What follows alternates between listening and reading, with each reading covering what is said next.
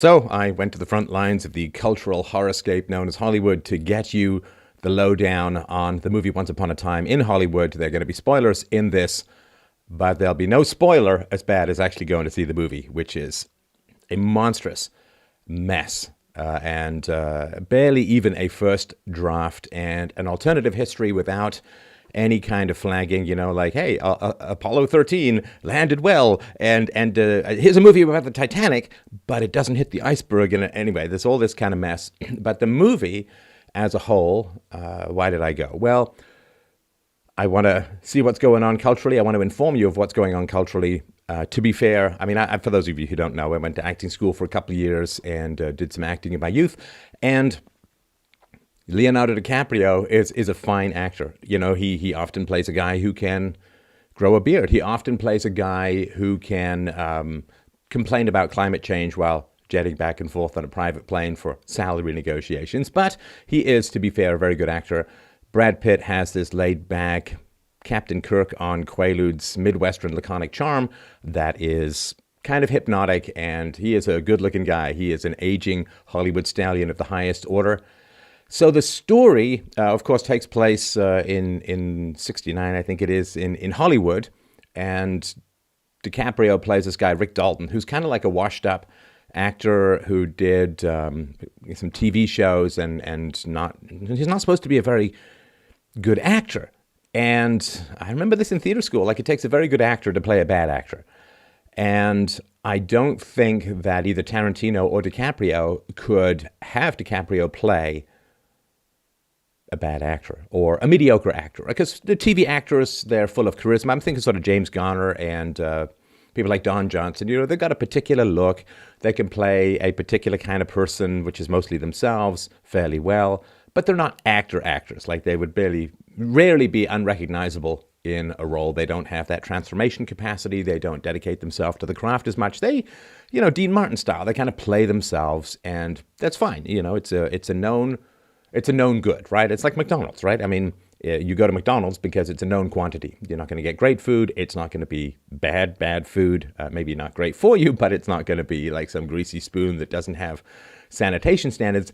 So DiCaprio plays this guy who's a mediocre TV actor who never rises above sort of C-grade movies. But then, of course, there are these stories within the story, right? So DiCaprio, as the actor, is in scenes in the movie that are really weird. See, you can have a play within a play. I mean, that's really cool, and it's a versed and tried and true technique to bring additional layers to a story. I mean, obviously the most famous one, the play within the play, is Hamlet staging the play to catch his own Uncle Claudius in the murder of Hamlet's father. So you can have a play within a play, but it's supposed to, first of all, be comprehensible as well within the context of the play, and secondly, it's supposed to enhance and enrich the additional layers of narrative within the main story. But since there isn't really a main story of any kind in this, then the play within the play is really, like, it's really actively annoying, because you have these scenes that are being shot in some cheesy Western TV series. You don't know what the story is. You don't know who the characters are. You don't know what the motivations are. And they just go on and on and on. I mean, that's just weird. That is weird. So again, you can have plays within a play, but the plays within the play have to be, like Rashomon style, comprehensible to the audience. And you just have these, you don't know who Luke Perry's character is. You don't know who the little girl is. You don't know who the lead is and they have no idea even where they are. And these scenes just go on and on. And it's just weird. Like, I was actually bored and annoyed at that point. Like, I don't understand this sub-story because it's not given any context. So that is kind of strange. Now, another thing you're going to get in Tarantino movies is these following kind of tropes. First of all, there'll be endless shots of feet in the camera, because the man seems to have a serious foot fetish, and some of the foots he seems to like, according to at least one photograph I saw on Twitter, seem to be appallingly small, but you'll see lots of that kind of stuff. What you're going to see as well is very charismatic people living extraordinarily unhealthy lifestyles, but being very, very attractive themselves, right? So there's this completely useless scene where Brad Pitt is on top of Leonardo DiCaprio's house. I'm just going to use, because, if you can use the actors' names. So Brad Pitt is on top of Leonardo DiCaprio's house because he needs to fix an antenna. Now, this doesn't mean anything in the story. It doesn't show up later. It's got no relevance to the plot. It doesn't play out in any way, shape, or form. But it does give Brad Pitt an excuse to take his shirt off. And yeah, a guy's in his 50s, looks fantastic. And that's for the trailer, right? So that you can get the ladies to come in and ogle, Brad Pitt's musculature, such as it stands. He's a good-looking guy, without a doubt. But what does he do? He doesn't exercise at all during the whole movie. He smokes like a chimney. And he sits in a car all day. You barely ever see him moving around, right? He sits on a couch, he sits in a car, he sits on a couch, he sits at a restaurant. So, I'm no nutritionist, I'm no doctor, but as far as I understand it, if you smoke all day and sit all day, you don't end up with the kind of physique that has women slowly inhaling popcorn through their nose when you take your shirt off. So that's just kind of a weird thing. And this is kind of a common trope in his movies, that people have the most appalling, unhealthy, degenerate lifestyles, but they're really physically attractive and perfect hair and, good looking and great bodies and all that. And that's just a terrible thing. That's a terrible thing to sell to people, that you can live these kinds of garbage lifestyles and still look fantastic. It's really, really bad. Now, another thing you're going to get in Tarantino movies, of course, is you're going to get drawn into liking someone who's then going to frack you over with appalling behavior, right? So he gets you to bond with someone by showing vulnerability, but the vulnerability is not because Tarantino has any empathy or sympathy. My God, just listen to Tarantino on the Howard Stern show defending Roman Polanski, the rapist of a 13-year-old girl. Like he drugged her, and I think he gave her drinks, and then he sexually assaulted this 13-year-old girl. And you listen to Tarantino defending this guy. Oh, she wanted it. She was a party girl. I mean, I'll link to it below. It's unbelievably appalling. And the idea that people have careers after this, it just shows you how degenerate the entertainment world has become. So what Tarantino does is he gives you a bit of vulnerability. He gives you a bit of good humor to draw you into liking people. And then after you like them, they do the most appalling things. And that's just designed to sever any genuine capacity for human connection that you have, right? I mean, I know that's an overstatement, but if it happens often enough, I mean, you remember in Pulp Fiction, by John, the main guy and his hitman friend, right, John Travolta, and was it Samuel L. Jackson, sitting there in a car, joking about what quarter pounders are called in France, joking and chatting, and there's this vague kind of, and Harvey Keitel with good coffee stuff, right?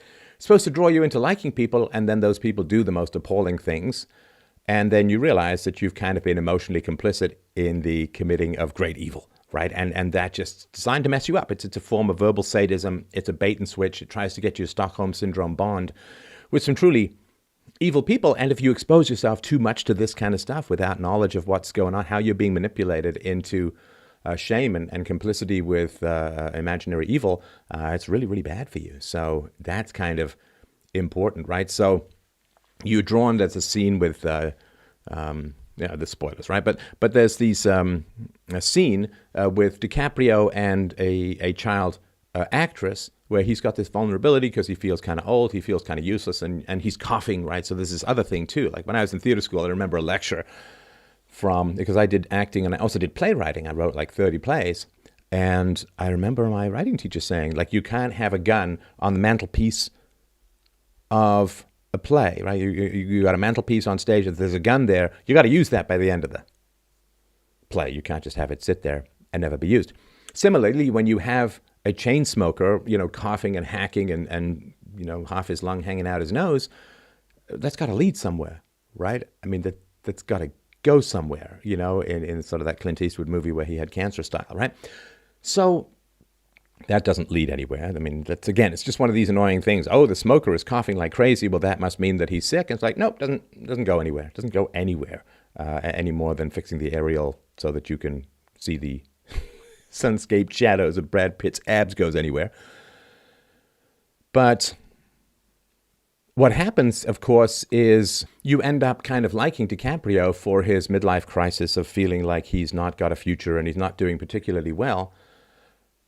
And so you kind of like him, right? And then you have sympathy for him when he castigates himself for not learning his lines properly and not preparing well for a role. But then, of course, being DiCaprio, he rips off these great acting scenes, and the little girl turns to him and says, "It's the greatest acting I've ever seen," and all of that. And that's just weird. Like, if he was that good an actor, he wouldn't just be stuck playing the heavy in mediocre TV shows. Like, and that just doesn't make any sense. And the whole scene is, there's a scene with the late Luke Perry. Luke Perry comes in, and Leonardo DiCaprio is playing this bad guy who's got this child on his lap. And he's making jokes. I don't get it, Bengal Lancers. He's making jokes. The little child's laughing and giggling and all of that. It doesn't make any sense at all, right? Why would the child be laughing and giggling? It just makes no sense at all.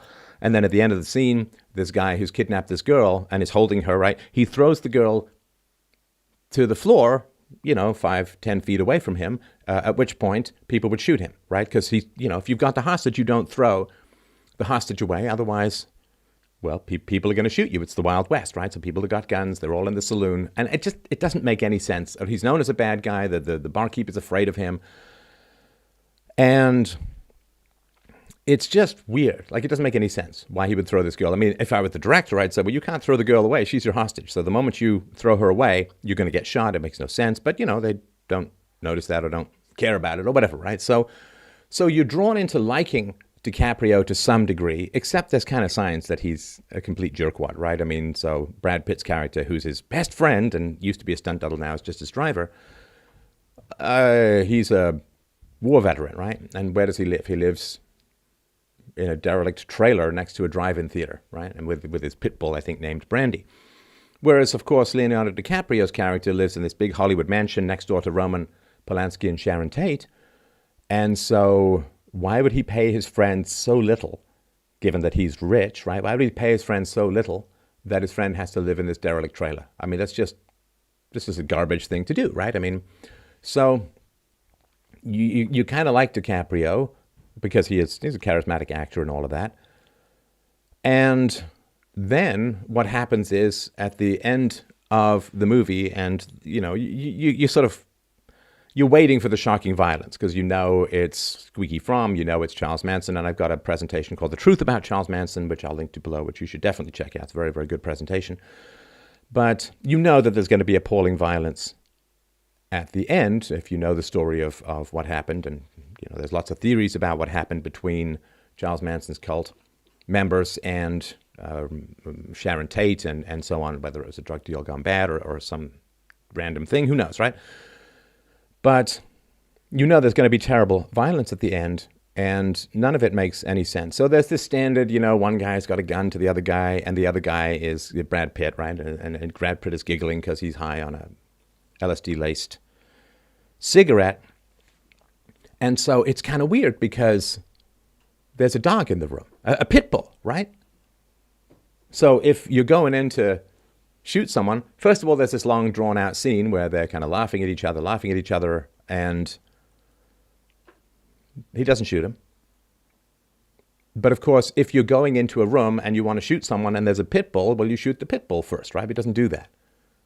The pit bull's right there. It's not like it's hidden in the shadows or something like that. So anyway, that's, and the violence is it's beyond appalling. I mean, absolutely beyond appalling. I mean, I haunted by the 5-minute screams of a girl getting torn apart by a pit bull. I mean, that's just absolutely appalling stuff.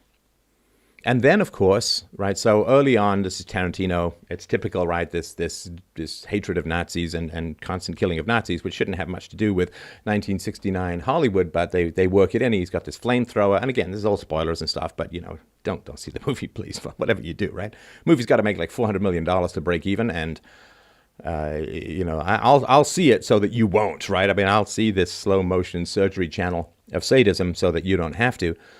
But there's all this unbelievable stuff. There's gunshots going off, but Leonardo DiCaprio has headphones on. Headphones are not, like if you ever tried to listen to music on a plane, headphones are not magic, and certainly there weren't noise-canceling headphones, I don't think, in 1969. So this idea that the Leonardo DiCaprio can't hear the gunshots, can't hear the screams of a girl being torn apart by a pit bull and a guy having his genitals ripped off by a pit bull. I mean, just, it's just appalling. Like, why would you pay to see this? I mean, appalling. But anyway, so the girl runs out screaming, and she's disabled, right? She's completely hysterical. She may be dying from the pit bull attack, and she falls into his pool, and she's not armed. She's not doing him any harm. She's not having any threat to him, right? No threat to him. And then Leonardo DiCaprio's character goes and gets the flamethrower that he used to kill the Nazis in the movie, and he just sets fire to this wounded girl. He doesn't know what the story is. He doesn't know where she's from. He certainly doesn't know that she's part of a group that's broken in to kill him. And so he basically just, this traumatized, viciously half-dismembered woman falls into his pool, and he just sets fire to her.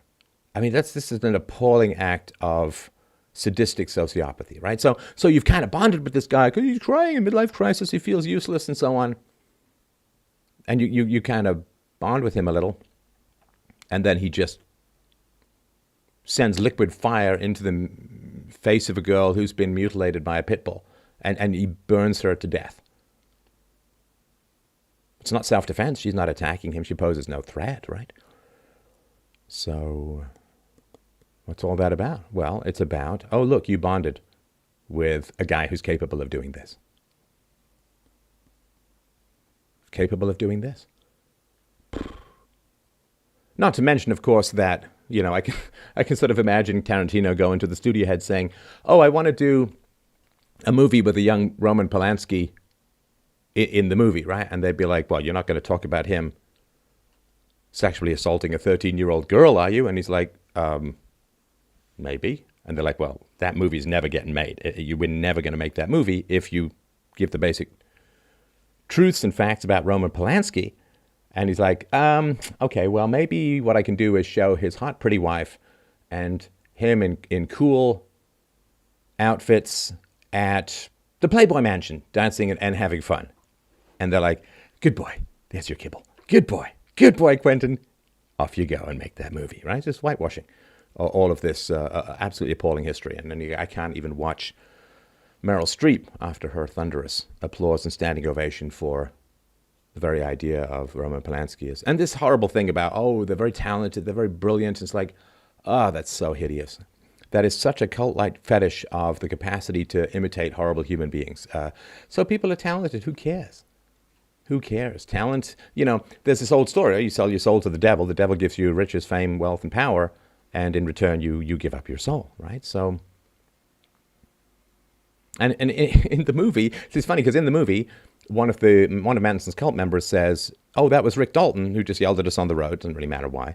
And so, he taught us how to kill. We saw so many murders growing up. He taught us how to kill, so let's go kill the guy who taught us how to kill. So Tarantino writes a script wherein he makes a very clear link between the portrayal of violence and the instigation of violence, and then he just portrays violence.